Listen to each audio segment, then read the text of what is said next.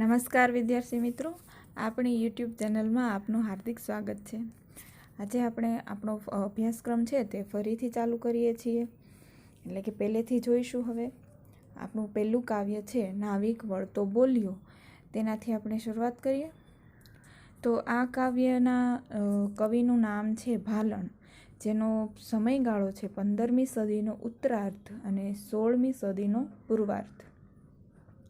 ભાલણનું અન્ય નામ પુરુષોત્તમ હતું। જ્ઞાતિએ મોઢ બ્રાહ્મણ હતા। અટક ત્રવાડી હતી। એમનું વતન પાટણ હતું। સંસ્કૃત તેમજ વ્રજ ભાષાનું જ્ઞાન ધરાવતા હતા। દશમ સ્કંધમાં આવતા વ્રજ ભાષાના પદ કવિએ પોતે રચેલા હોય એવું લાગે છે। ગુર્જર ભાષા તરીકે ગુજરાતી ભાષાને ઓળખાવનાર ભાલણે ગુજરાતી કવિતામાં કડવાબદ્ધ આખ્યાનોનો સ્થિર પાયો નાખવાનું કાર્ય કર્યું। એમના આખ્યાનોમાં પહેલી વખત ઉથલો કે વલણ વગરના કડવા જોવા મળે છે। એથી જ તેને આખ્યાનના પિતા તરીકે ઓળખવામાં આવે છે। આ પ્રશ્ન પૂછાઈ શકે છે કે આખ્યાનના પિતા તરીકે ગુજરાતી સાહિત્યમાં કોને ઓળખવામાં આવે છે? તો તેમાં નામ આવશે ભાલણ। પૌરાણિક આખ્યાનોમાં તેઓ મૂળ કથાનો વફાદાર જ રહે છે। મુખ્યત્વે આખ્યાન કવિ, પદ કવિ અને અનુવાદક તરીકે જાણીતા છે। નળાખ્યાન, જલંધારાખ્યાન, ધ્રુવાખ્યાન, ચંડી આખ્યાન, મૃગ્યાખ્યાન, રામ વિવાહ જેવા આખ્યાનો તેમણે રચ્યા છે। તેમની યશોદાયી કૃતિ કાદંબરી તેમજ દશમ સ્કંદ અને રામબાલ ચરિત સવિશેષ ધ્યાનપાત્ર છે। પ્રસ્તુત કાવ્યના કેન્દ્રમાં એમના વાલ્મીકી રચિત રામાયણનો કેવટ પ્રસંગ છે। કેવટ એટલે કે નાવિક, જે નાવિકને લગતો છે તે પ્રસંગ છે। અયોધ્યાથી વનવાસ જવા નીકળેલા રામને નદી ઓળંગવા હોડીની જરૂર પડે છે। લક્ષ્મણ સીતાને નાવમાં બેસાડવા નાવિક તૈયાર છે, પણ રામને નાવમાં બેસાડવાની ના કહે છે। નાવિકે સાંભળ્યું છે કે ઋષિના શાપથી પથ્થર બનેલી અહલ્યા રામની ચરણરજથી જીવિત સ્ત્રી બની ગઈ છે। હવે જો રામની ચરણરજ હોડીને સ્પર્શે તો હોડી પણ સ્ત્રી બની જાય, એવી ભોળી સમજ નાવિકને મૂંઝવે છે। નાવિકને ઘેર એક સ્ત્રી જે ચરણ સ્પર્શથી બીજી સ્ત્રી થાય તો બંને સ્ત્રીઓનું ભરણ પોષણ તે કેવી રીતે કરે? આજીવિકાનું એકમાત્ર સાધન હોડી જ છીનવાઈ જાય। ગુરુ વિશ્વામિત્ર નાવિકની મૂંઝવણ દૂર કરવા વચ્ચેનો માર્ગ કાઢે છે। તેઓ નાવિકને ગંગાજળથી રામના પગ ધોવા કહે છે, જેથી રજ ધોવાઈ જાય, ચરણ સ્વચ્છ થાય અને હોડી સ્ત્રી બનતા બચી જાય। અંતે ભોળો પ્રભુના પગ ધોવા ઈચ્છતો નાવિક રામના પગ ધુએ છે અને સંતોષ પામે છે। મૂંઝાતા નાવિકનું ભોળપણ, પરોક્ષ રીતે શ્રી રામના ચરણ ધોવાની હોશિયારી, મધ્યસ્થી વિશ્વામિત્રની કુનેહ અને સર્વજ્ઞ રામનું માર્મિક હાસ્ય આખ્યાન ખંડને રસપ્રદ બનાવે છે।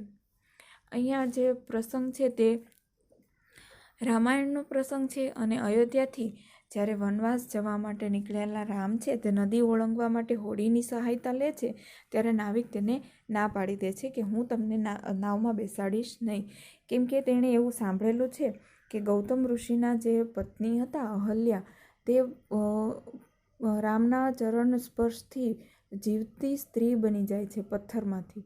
તો ક્યાંક આ હોડી છે એ પણ સ્ત્રી બની જાય તો તે બંને સ્ત્રીઓની ભરણ પોષણ કઈ રીતે કરે?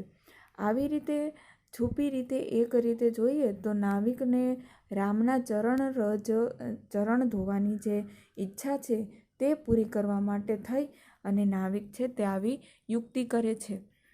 તો તેમનું આગળ હવે કાવ્ય જોઈશું। નાવિક વળતો બોલ્યો, સાંભળો મારા સ્વામ, સાથ સહુ કે નાવે બેસો, નહીં બેસારું રામ। નાવિક છે તે રામને કહે છે કે મારા સ્વામી તમે સાંભળો, તમે બધા જ નાવમાં બેસો, બધા જ હોડીમાં બેસો, પણ હું શ્રી રામને હોડીમાં બેસાડીશ નહીં। વાર્તા મેં સાંભળી છે ચરણ રેણથી અપાર, અહલ્યા તાં થઈ સ્ત્રી સહી, પાષાણ ફીટી નાર। પાષાણ એટલે પથ્થર અને ફીટી એટલે ફાટવું અથવા તો નીકળવું। તો આ નાવિકે શું સાંભળ્યું છે કે જે ગૌતમ ઋષિ છે, આપણા રામાયણના પ્રસંગમાં ઘણીવાર સાંભળેલું છે કે ગૌતમ ઋષિએ પોતાની પત્નીને શ્રાપ આપેલો અને એમના શ્રાપથી પોતાની પત્ની છે તે પથ્થર બની ગઈ હતી. તો ત્યારે તેમનો શ્રાપ દૂર કરવા માટે થઈ અને તેણે એવું પ્રયોજન આપેલું કે જ્યારે રામ પોતાના ચરણ રજથી તને સ્પર્શ કરશે ત્યારે તું એક સ્ત્રી થઈ જઈશ. તો આ શાપ છે તે મટાડવા માટે થઈ અને જ્યારે રામ અયોધ્યામાંથી ત્યાં ગૌતમ ઋષિના આશ્રમમાં જાય છે ત્યારે તે અહલ્યાને જીવિત કરે છે, એટલે કે તે પથ્થરમાંથી ફરી પાછી સ્ત્રી બનાવે છે. તો આ નાવિકે શું સાંભળેલું છે કે ચરણ રેણથી એટલે કે ચરણ રજથી, પોતાના ચરણથી જ, ખાલી ચરણના સ્પર્શથી જ અહલ્યા છે તે પાષાણ એટલે પથ્થરમાંથી નીકળી અને નારી સ્વરૂપમાં પાછી આવી ગઈ હતી, સ્ત્રી બની ગઈ હતી. આજીવિકા મારી એહે છે, જુઓ મન વિવેક, સ્ત્રી થતા વાર ન લાગે, કાષ્ઠ પાષાણ એક. કાષ્ઠ એટલે કે લાકડું અને પાષાણ એટલે શિલા અથવા તો મોટો પથ્થર. તો નાવિક છે તે શું કહે છે કે આજીવિકા મારી એહે છે, એ જ મારી આજીવિકા છે. આજીવિકા એટલે પોતાનું કમાણીનું સાધન છે. જુઓ મન વિવેક, સ્ત્રી થતાં વાર ન લાગે, કાષ્ઠ પાષાણ એક. પથ્થર અને લાકડું, હોડી, તે બંને એક જેવા છે, તે બંને જડ છે. તો આ મારી હોડીને પણ તમારા ચરણ રજની સ્પર્શ થાય અને તે પણ સ્ત્રી બની જાય તો તેને કઈ સ્ત્રી થતાં વાર લાગશે. એટલે મારી આજીવિકા આ છે, તમે એને સ્ત્રી બનાવી દો તો હું શું કરીશ તેનું આપણે આગળ વિશ્લેષણ જોઈએ. આજીવિકા ભાગે મારી, આગે એક સ્ત્રી છે ઘેર, બે મળીને શું જમે, હું શું કરું તા પેર. પેર એટલે વ્યવસ્થા અથવા તો તાજવીજ, કોઈ પણ જાતની વ્યવસ્થા કરવાનું હોય તે પેર, તે તળપદો શબ્દ છે. આજીવિકા ભાગે મારી એટલે મારી પાસે આજીવિકાનું એક જ માત્ર સાધન આ હોડી છે. આગે એક સ્ત્રી છે ઘેર, અને મારી ઘરે એક સ્ત્રી તો છે જ, જે મારી પત્ની છે તે મારી ઘરે છે જ. બે મળીને શું જમે એટલે કે જો મારી આ આજીવિકા હોડી પણ સ્ત્રી બની જાય અને તે પણ મારી પત્ની બની જાય તો એ મારી ઘરે એક સ્ત્રી તો છે જ, પરંતુ આ બીજી આવે તો બે મળીને હું એને શું જમાડું, એની આજીવિકાને કેમ પૂરી કરું, એનું જીવન નિર્વાહ છે તે કેમ ચલાવવું, એ બધી વ્યવસ્થા મારે શી રીતે કરવી, તેવો નાવિક પ્રશ્ન કરે છે. હસી વિશ્વામિત્ર બોલ્યા, ચરણ રેણે સ્ત્રી થાય, તે માટે ગંગાજળ લઈને પખાલો હરી પાય. પખાલો એટલે કે ધુઓ. વિશ્વામિત્ર છે તે રામના ગુરુ છે, તે રામના બધા જ પાઠ છે તે વિશ્વામિત્ર પાસેથી શીખે છે. રામ છે તે, તો આ વિશ્વામિત્ર તેમની સાથે હતા અને તે બોલ્યા કે ચરણ રેણ એટલે કે ચરણ રજથી સ્ત્રી બને છે, પગના સ્પર્શથી નહીં. એટલે હસી વિશ્વામિત્ર બોલ્યા, વિશ્વામિત્ર છે તે નાવિકની ચતુરાઈ ઓળખી જાય છે કે નાવિક છે તે આડકતરી રીતે શું કરવા માગે છે. તેથી તે હસીને બોલે છે કે ચરણ રજથી સ્ત્રી થાય, રામના ચરણ અડે તો, ચરણ રજ અડે તો સ્ત્રી બને છે. તે માટે ગંગાજળ લઈને પખાલો હરી પાય, એટલે કે એટલા માટે થઈ અને ચરણ રજ ધોઈ નાખો, ગંગાજળ લઈ અને હરિના એટલે કે શ્રી રામના પગ ધુઓ, ગંગાજળથી શ્રી રામના પગ ધુઓ. હસીને હરી હેઠા બેઠા, રામ અશરણ શરણ, નાવિકે ગંગાજળ લઈને પખાલ્યા તા ચરણ. ચરણ એટલે પગ, ચરણ, અને અશરણ શરણ એટલે નિરાધારના આધાર, જેનું કોઈ શરણ નથી, કોઈનો આધાર નથી, એવા અશરણોના શરણ એટલે નિરાધારના આધાર, અશરણના શરણરૂપ. રામ પણ છે તે ચતુરાઈ, નાવિકની ચતુરાઈ સમજી જાય છે અને તે હસીને નીચે બેસી જાય છે.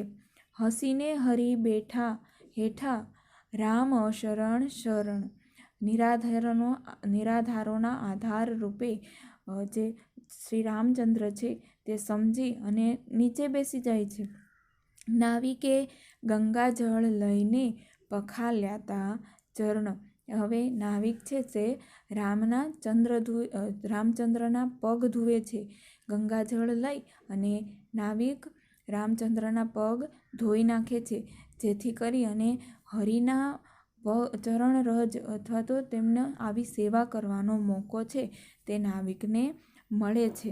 એટલા માટે થઈ અને નાવિક અહીંયા એવી યુક્તિ કરે છે કે તમે મારી નાવમાં બેસો, પણ જો તમારા ચરણ રજથી મારી હોડી છે તે સ્ત્રી થઈ જાય તો હું બંને સ્ત્રીનું ભરણ પોષણ કઈ રીતે કરું?